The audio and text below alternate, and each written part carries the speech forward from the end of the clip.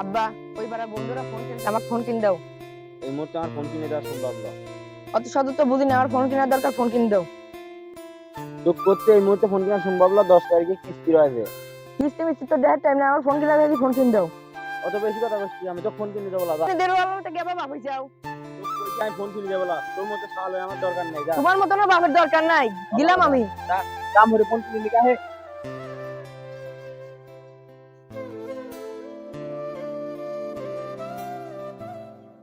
কিরে ছোট তোর কিরে এত মন খারাপ কেন? কি বলবো বড় ভাই, দুঃখের কথা, বাবার কাছ থেকে একটা ফোন কিনে দিলাম, বাবা ফোন কিনে দেয় নাই। তোর বাপের কাছে হয়তো টাকা নেই, এজন্য তোকে ফোন কিনে দেয় নাই। বাবাকে বলছি যেদিন সেদিন, বাবা তুমি টাকা নিয়ে একটা ফোন কিনে দাও আমাকে। বন্ধু বান্ধবের ভিতরে চলাফেরা করতে পারি না, বন্ধুরা বলে যা গরিব ঘরের সন্তান মন্তান, এই কথা মতো বলে ছেড়ে সেটা দেয়। সেখানে আমি কি বলবো ভাই, তুমি বলো।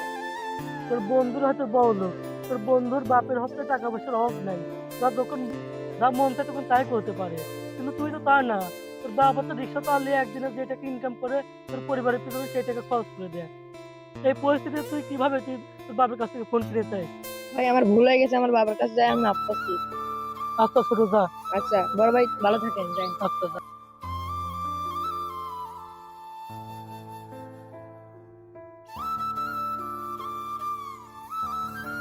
আমাকে ক্ষমা করে দেন, আপনার সাথে সেই খারাপ আচরণ করেছিলাম, আমাকে ক্ষমা করে দেন। দাদা মাফ করে দিলাম, তবে তোর লেগে একটা গিফট আছে।